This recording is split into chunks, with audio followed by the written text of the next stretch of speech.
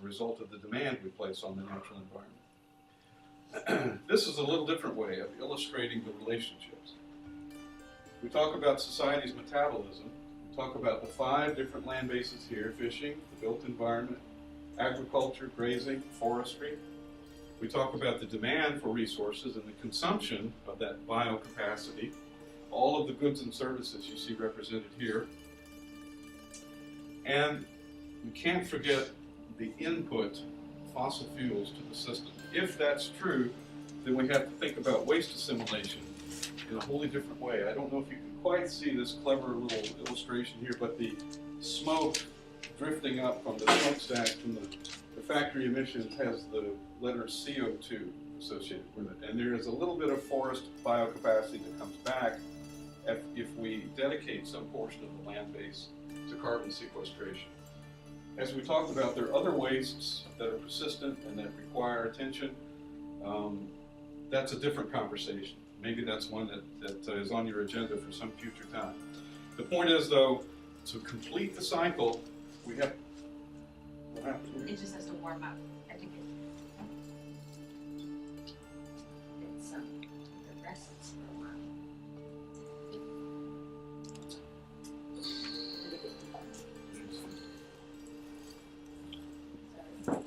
That's all right.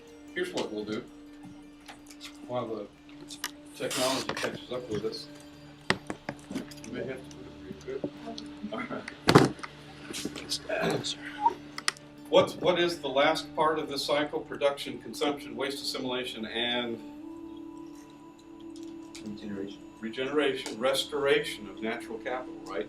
In other words, if the biosphere is working the way it does, then it takes those waste materials, it breaks them down into essential parts, and it distributes them so that the ecosystem can then grow back. And so regeneration of natural capital, biocapacity, is the last part of this cyclic diagram that we talk about. I wonder if we've lost our bulb here. It's too hot, I think, so I should probably see if it pulls back for a second. All right, good. At any rate, the idea is that if we can measure each of these parts of the system, then we will be much better informed about ways of managing the system overall. That's where Global Footprint Network comes in. We have developed an accounting system, a methodology for measuring and then for comparing from one nation to another the demand for biocapacity, the ability of that nation to supply biocapacity, and then we serve as a facilitator for the discussion of, well, what do we do about this relationship between natural resources and demand for biocapacity of natural capital. I think it might start working again now. Okay. There we go. Thanks.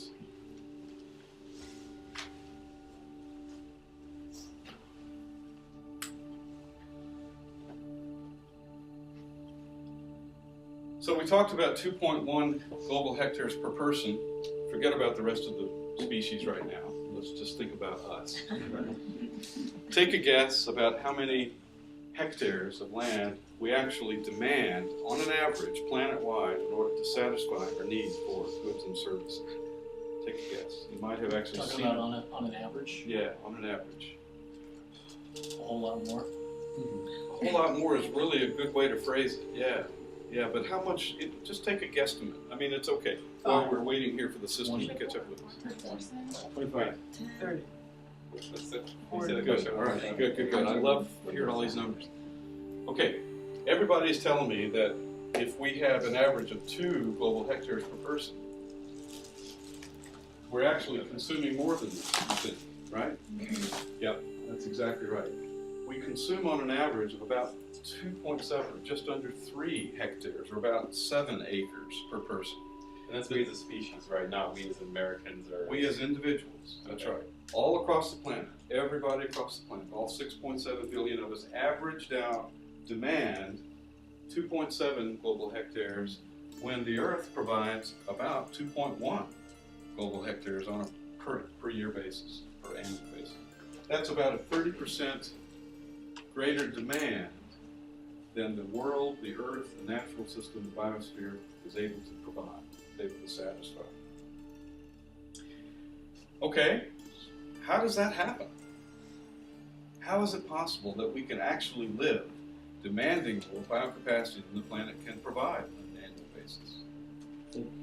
Because we're, in a sense, robbing future generations. So Okay, what are we? taking from them their production and applying it now? Yeah. So that's how I think. That's how we That's feel it. a good way to say it. Robert, you had a thought? Well, I think they imagine that, for instance, taking more than can be regenerated. So, for instance, if we're cutting down more forest, then it can actually naturally reoccur that way. That's exactly right. We're drawing down the stock. Think about your bank accounts, right? Or my bank account. Your bank account's probably like this. But think about your bank account, your savings account, right? Your stock of money. All right. If you spend more than you actually put back into the bank account, then you draw down the stock, right? That's what's happening. Now, if we're drawing down our bank accounts in order to pay for all the things that we do in the outside world, what's the next question? How long can that happen? How long can we continue to demand more from the bank account than the bank account regenerates in interest or whatever? So it's a natural bankruptcy. Yeah, the answer to my question, all right, is we don't know. Yes? Is this number though, is that considering the imbalances of people? Not everybody is taking up that. There's certain, This is an not average. You're absolutely right. It's very different from nation to nation, from inside nations, from region to region. But we're averaging that. We're just looking at the big picture, and then we'll talk about specifics in a little while. But yeah, the point is that we're actually drawing down the bank account, drawing down the stock of biocapacity, and we don't know how long that can continue. We don't really know the size of the bank account, and that's the interesting thing. So, what should the management principle be if you don't know the size of your bank account, but you know that you're drawing down more than your bank account can regenerate on an annual basis? What should be your way of managing your budget? Yeah. stopping and looking at what you're dealing with. Exactly so. And this has been the effort of the Global Footprint Network with world leaders who are just now, oddly enough, beginning to get this picture and beginning to ask the question, well, how long is this is not right? We need to do something about this, right? And so that's where the whole discussion of sustainability comes into play. If we are managing our bank accounts in a sustainable way, then we only draw down at the level in which they regenerate, right? And yeah, there may be a rainy day where we need some extra money, and so yeah, we take that out, and then we wait, and we let that slowly catch up, don't we? That's the management principle associated with the resources that we have at our personal disposal. It should also be the principle that nations use to manage their resource base. And that's the point of this part of the discussion. Well, we've looked at the trends over the past umpteen years. In fact, the data that we have access to begins at about 1961. This is UN-based data and takes us all the way up to the present time. Now, we're working now on the 2009 ecological accounts, and that will take us to about the year 2006. So the data lags a couple of years, but that's pretty common from data year to data year. Notice the trend in terms of the built environment from 1961 to now. It grows a little bit because there are more people on the planet and they build bigger cities and they build more roads and so on. But it's more or less a consistent line, right? We look at the demand for food and fiber, and yeah, it's about 30%. If you measure there and you compare that to here, that's about a 20 to 30% growth.